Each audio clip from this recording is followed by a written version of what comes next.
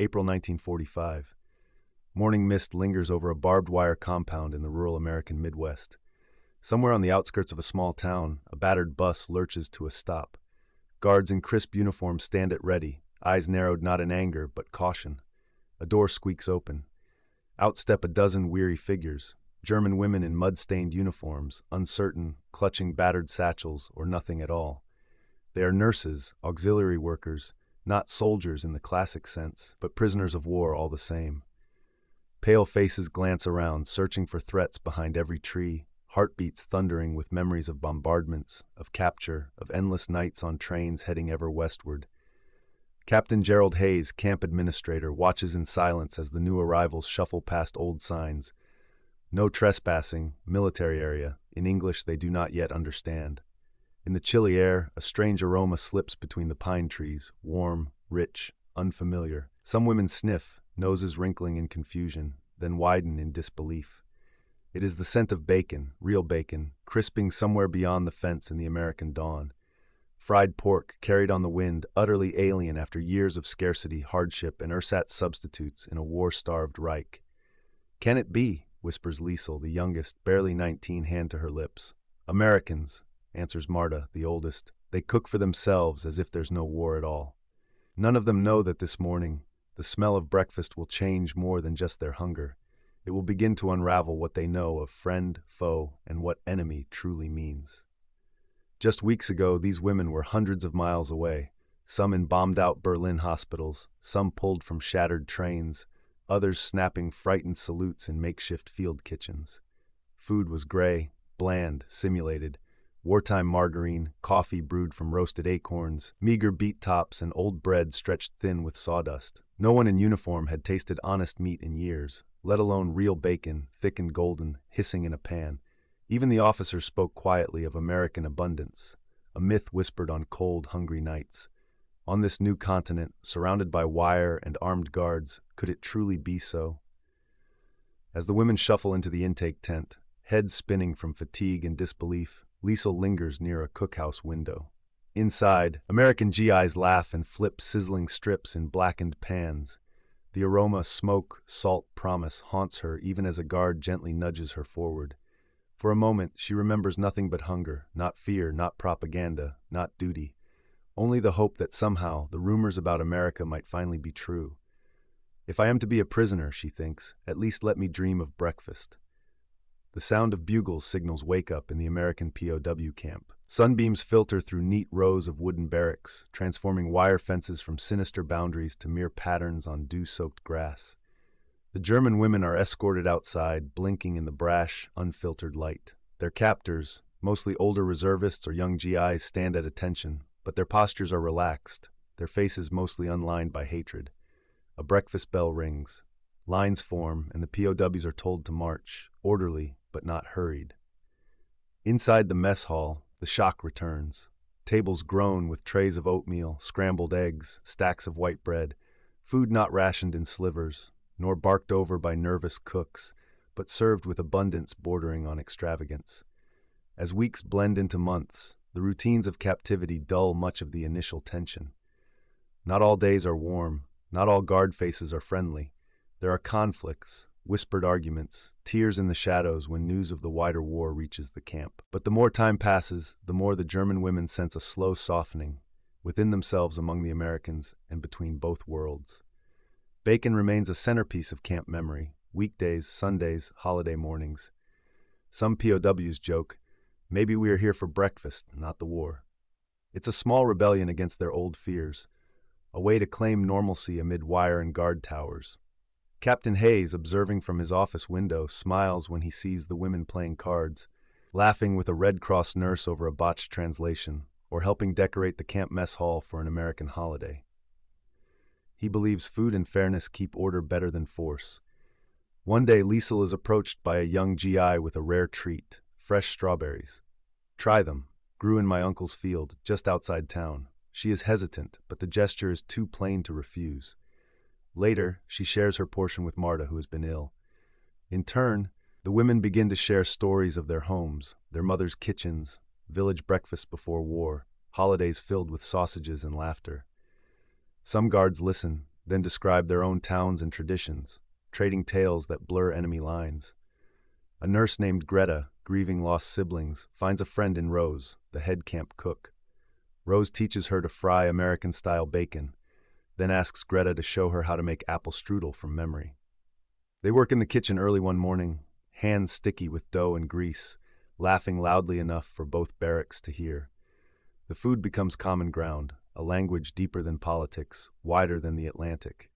Other POWs help in gardens planted for the camp. The harvest is small, but for some, the act of planting seeds and tending soil brings hope. On Sundays, the women gather together. Sometimes they sing old German folk songs, hesitantly at first, then boldly as American guards pause to listen, some quietly harmonizing from afar.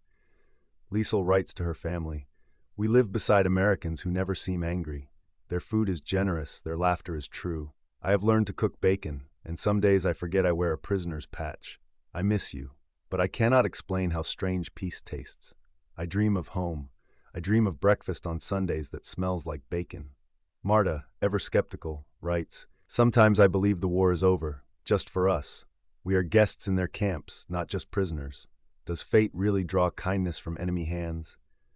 Despite the gentler life, guilt weighs heavy. Did they deserve comfort after so much loss? Were their families safe? Was it truly luck or the confused mercy of distance?" Some nights they recall harsh lectures, propaganda calling Americans cruel or careless. Yet each morning, the smell of bacon rings out with a challenge. If this is the enemy, what does victory mean? The women debate in quiet moments, whether peace can be trusted, whether they can forgive or be forgiven. Greta wonders aloud, maybe the world is wider than the stories we were told. As the season turns, the POWs are invited to a camp Thanksgiving. Rose and Greta lead a team, German, American, Polish, chopping vegetables, roasting turkeys, and of course, cooking trays of bacon. Guards and prisoners eat together. No one forgets the fences, but for a moment they belong to a single makeshift family. There are toasts, laughter, a shared silence for the dead of both nations. Liesel, writing by candlelight, records the day. For an hour, the war vanished. The air was sweet with bacon and hope, and unmistakably, bacon glistens in metal trays, its aroma riding steam through the air. "Will they eat it all themselves?" one nurse whispers, but no. The guards motion to sit. The women watch, hesitant, then stunned, as American cooks portion hearty helpings onto their plates. One GI offers a shy smile, passing extra strips to a woman slow from fatigue. It isn't universal kindness, not at first. There are stares, giggles. One guard cracks a joke about breakfast diplomacy. Yet for the prisoners, the sheer normalcy of it, the warmth, the food, the silence without air raids, is a kind of shock bordering on the surreal. Days fall into rhythms impossible in wartime Germany. Morning roll call followed by work details in laundry, kitchen, infirmary. For every task, there is strict schedule but gentle discipline, far from the rage and punishment they feared. American camp leadership sets clear expectations. No fraternization, no disrespect. Those who break rules are disciplined by loss of privileges, not violence. Guards mix duty with moments of humanity. A nurse recovering from a nasty cough is offered aspirin and later a rare piece of chocolate. Another woman is taught to peel potatoes properly by a cook from Nebraska who jokes, "Here we peel them for hash, not for soup. You might just like our style." For most, there is labor, boredom, and uncertainty for the future. But underlying it all is the persistent, comforting smell of American breakfast: bacon, coffee, toast. We baked bread once when flour arrived in Berlin. Here it is every day. I have not seen fruit in 3 years. Why do they eat so well, even now? Weeks pass. The women are allowed to send and receive censored letters. Most write home honestly, describing camp life without embellishment. Liesel writes, "We are treated kindly. The guards are not cruel. There is food every day, even bacon and milk. I am safe, though I do not know for how long." Marta, older and more skeptical, pens to her sister, "I do not understand these Americans. They feed us while their sons die across the sea. They joke about small things. Their nurses are sharp but not unkind. It is as if war is very far away for them."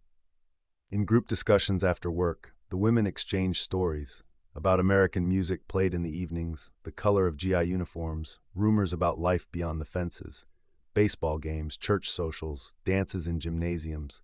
They listen for anger. They expect revenge. But most days what they hear is laughter and the sizzle of breakfast meat, the same at sunrise as at home in peace. As time goes by, the women's bodies change. Fuller faces, less hollow eyes, weight returning to limbs stripped by rationing and stress.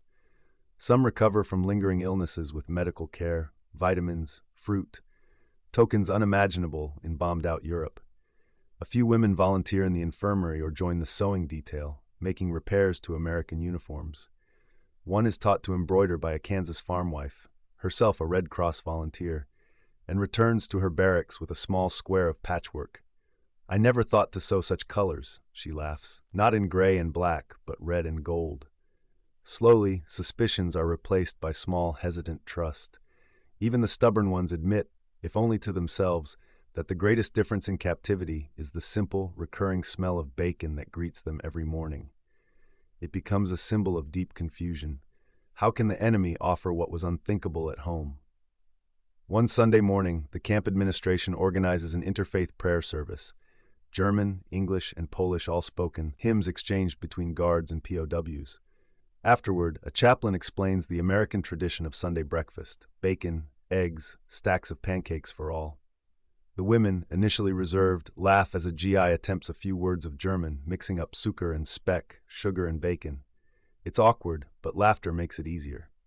After the meal, one nurse walks the yard and breathes deep, smoke curling from the cookhouse, American voices humming, birds singing. She writes later, "It is quieter than I ever dreamed. The war, for this hour, is gone. Only the smell of bacon remains."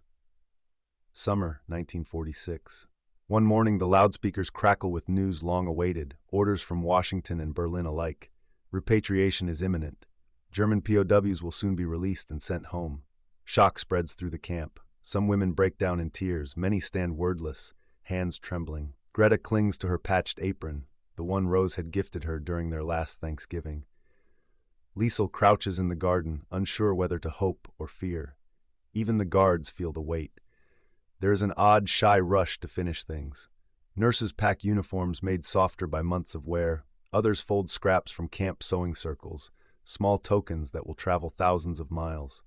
Captain Hayes stands at the gate, reading names, shaking each hand, thanking them for grace and order.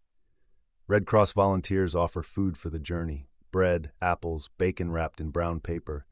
Rose tears up as she hugs Greta, promising to visit someday when peace finally means home for both of us. Liesel trades letters with a GI named Tom, who played harmonica on Sundays. Before departure, the women gather for one last meal: eggs, fruit, and of course the scent of frying bacon drifting through open windows. They eat slowly, savoring the weight and taste of peace. Buses roll away from the camp, carrying memories and mixed emotions. For many there is joy, a vibrant longing to see forests, villages, and family once more. But as they travel through rolling American farmland, nerves return. What waits in Germany's ruins? Will kindness survive the crossing? On the ship bound for Europe, women swap stories under moonlight, their weeks in camp, their rituals, even laughter over American bacon and the odd songs of the guards. "I will remember food, but also faces," says Marta. "We were strangers and became something else." Back home, letters from camps become prized relics. Some families cannot believe the stories: generous food, medical care, friendships with Americans. Most German officials record the events with skepticism, but more and more survivors tell of their experience, how breakfast sometimes meant more than politics, and how kindness could not be canceled by war.